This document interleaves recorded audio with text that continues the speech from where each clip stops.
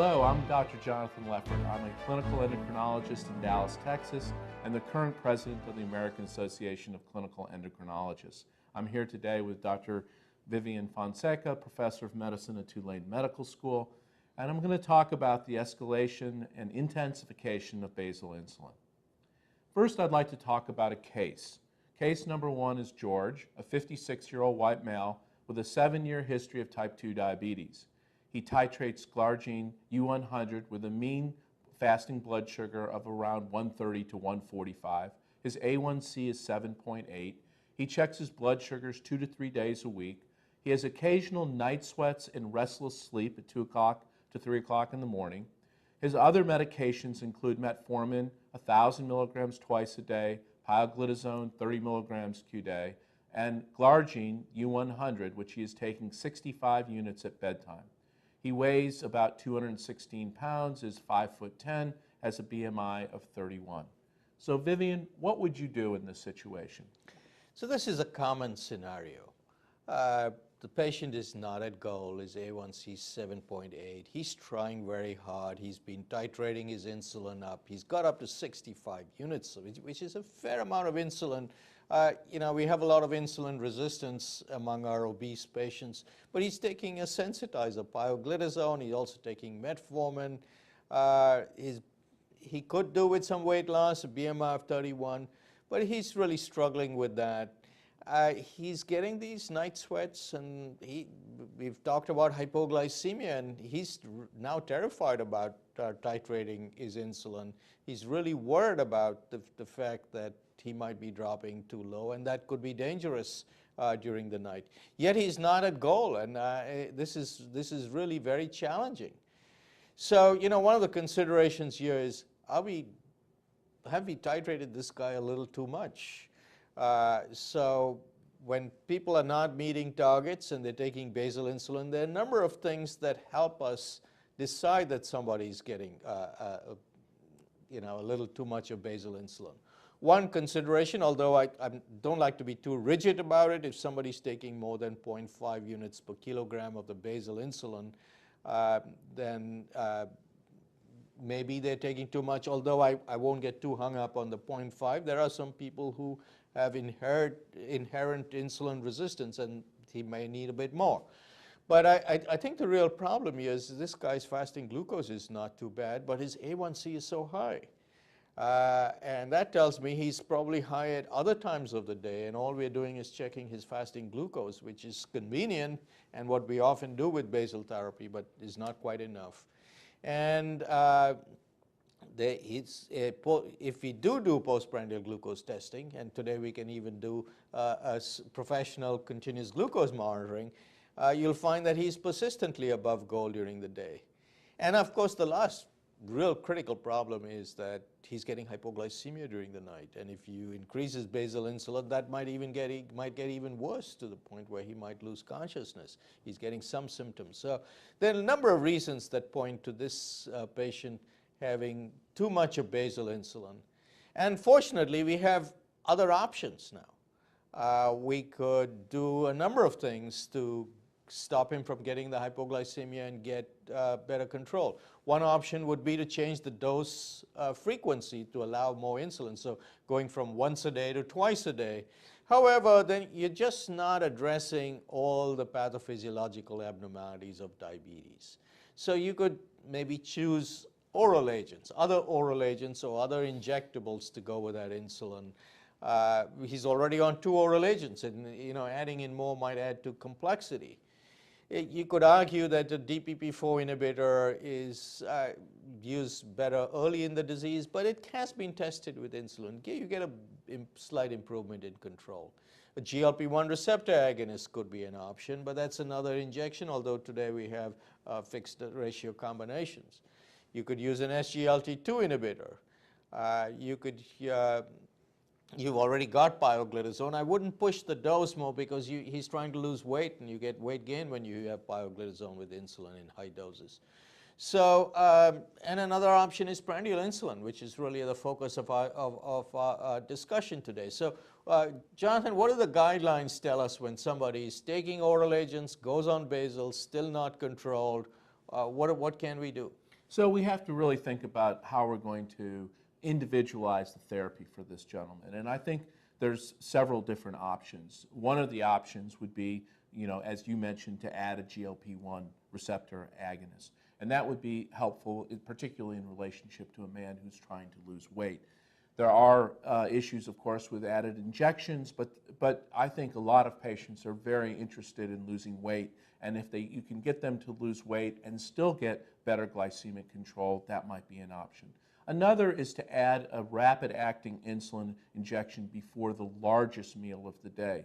That's sometimes very convenient for a patient so that they are not taking multiple bolus injections a day, but maybe one bolus injection prior to the biggest meal. And then a third option, which is an option that we use less frequently, but is to use a premixed insulin twice daily. Again, to be able to achieve the compliance in getting both insulin, a long-acting insulin, and a short-acting insulin. And then, if we go down the side of trying premeal insulin, and we don't get where we want to get with our one injection a day, then we may need to add more than one injection a day and go to wherever we need to go to be able to have postprandial control and improvement in his glycemic control. So if you look at basal dose titration, what it does is it may increase severe hypoglycemia, but without improving A1C. Or you get very little improvement, but the hypoglycemia goes up quite a lot Right. after a point. So you start giving more and more basal insulin, and you get more and more hypoglycemia, but less and less, but no improvement in control. And this really tells you that you really need to go to prandial insulin. So Vivian, tell us about prandial insulin therapy and how it works in type 2 diabetes. So, what would you do here? With basal insulin, you're lowering the fasting, but the postprandial excursions remain. So I think you've got to address the prandial in some way. And we're going to talk about using some form of prandial insulin. You talked about Basal-plus, adding one, but you could ultimately you would end up with a number of them. But Jonathan, just before I get there, could you tell us a little bit about the old-fashioned regular human insulin as the prandial, or should we be using analogs? So one of the problems, of course, with insulins as they've evolved is they've become more and more efficacious and with less hypoglycemia. And the main issue with regular human insulin from years and years ago was you would get these very significant drops in blood sugar postprandially. And the prandial analogs have shown much better efficacy, less severe hypoglycemia, and this efficacy has been among all the prandial insulins in association and in meta-analysis in relationship to regular insulin. So I think, in our current day, the analog insulins are really the way to go, and they provide so much more flexibility for the patient. It really relates to the pharmacokinetics. They're very quick acting, and they are short acting, so that after the meal is metabolized and absorbed and metabolized, the regular insulin still keeps working. Yeah, I have patients who tell me, Vivian, give me that insulin that will get me the fastest on action so I can bring that blood sugar down the fastest. And fastest off. And the fastest off, too, as well. And you can do that with regular insulin, but you've got to inject it 30 minutes before the meal. And people often forget that. They take it just before the meal. It's not absorbed fast enough. It doesn't quite work fast enough, where analogs have an advantage. So there's a number of studies done with Lispro, Aspart, Glulisine, all the analogs, looking at the timing of injection. So you can give it 30 minutes before, although you tend to get a little bit of a drop because it works very fast. But there's studies showing that you can actually give it at the time of the meal, maybe 15 minutes before, which is what is generally recommended. And sometimes you can actually give it after you start the meal, maybe up to 15 minutes after. It's not quite as effective, but it's very useful in people who are not got good appetites, they're not eating very well, and you don't know whether they're going to eat the meal, so when they start eating, you're sure about that. Similarly with children, it's been very useful to be able to give just after they start eating, so you're certain that they're going to be having the meal rather than at fixed times. Useful in hospital as well. So that timing of the meal is important. It's also important in relation to this basal-plus concept that you mentioned, giving it before the main meal of the day. What is the main meal of the day? And sometimes the main meal might vary. For people taking lunchtime insulin, there's one study that showed that if you just gave that main meal, rapid acting, at lunchtime, you prevent the rise that particular patient had at lunchtime. There's if the breakfast is the main meal, you give it at breakfast time. Similarly, if dinner is the main meal, you eliminate that one major peak of the day.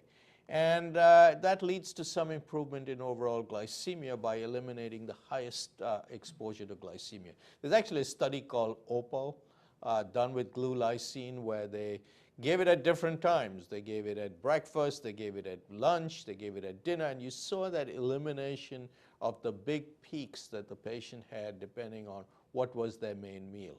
And they got some improvement in control. You got an improvement in the spikes without using a very, very high dose of insulin. You're using it effectively at the correct time point that it needs to be done. And with that has evolved this overall concept of basal plus whatever analog you want to use. And it's probably best done with analogs because you want to do it as short, quick action. You start with one injection at the largest meal. I usually start with 4 or 5 units, and then I titrate upwards. The titration is somewhat challenging. Some people like to test 2 hours after the meal, which is with the ACE guidelines. Some people do it before the next meal, or if you're going to bed, take it at bedtime so you're not too low, you know where you are, so you back titrate if you're dropping too low, particularly at night. You up titrate if your 2-hour postprandial is more than 140. You want to aim for around 140. At no time do you want the glucose to be over 180 or 200. You need to consider decreasing the dose. At that time, if a patient is on a secretagogue like a sulfonylurea, I often stop it because it's pointless. You're now giving insulin. You can continue with other agents. You continue with the metformin, as the case in your patients, metformin, TZD, you can continue. If your patient is taking an incretin, you can continue. And then you have to think about the next phase. This is a step in this progressive disease. You're going from basal insulin to basal-plus-1, and as you pointed out, maybe basal-plus-2 and basal-plus-3, like in type 1 basal-bolus. But it's a stepped approach to managing these patients. And surprisingly, it may have what do you think, Jonathan? A quality of life affected by patients taking more insulin? Vivian, I also like the idea that it's very practical to use that mealtime insulin as a stepped approach, because I think that makes sense from the perspective of the patient and also from the physician's perspective in terms of looking down the road towards what the next steps might be, as you mentioned. And it's important also from the patient's perspective in terms of the quality of their life. So in patients who have had intensification of their insulin therapy, there's been a multi-center study that looked at this. And when they went from basal insulin to basal-bolus insulin using glargine and a rapid-acting insulin, they got 2 good effects. One is their A1C declined from 8.8 to 7.7% over 6 months, and their hypoglycemic episodes decreased. But then there were some also significant but small improvements in their emotional well-being, their ability to deal with diabetes symptoms, and that all-important issue of hypoglycemic fear. That basically decreased because they weren't getting that big basal dose at the middle of the night, which lowered their blood sugars in the middle of the night, but then didn't control them during the day. So this is a very important part of the treatment of diabetes, which is really a lifetime treatment. And we have to really be cognizant as we go forward in our treatment of how these steps go forward with the patients. They really respond when they understand more about how we're doing this process. It's a very important thing, and the ADA in its last guideline emphasized the psychosocial well-being of the patient. And a concept that people have not really focused on enough is this one of diabetes distress. It's not depression. It's distress about the fact that you got this terrible result, 8.8. You yourself as a patient feel, I'm just not doing well, although there's no specific symptom to it. And then when you get down to 7.7, you sort of breathe a sigh of relief. Your distress is less. I think it's very important. I see it every day in the patients when they come into the office. It's really a very satisfying thing to see as a physician, to see the patient so satisfied with getting a good result. Despite the complexity of having to take these multiple injections exactly. and advanced they therapy. feel like they've overcome an obstacle and achieved a good result.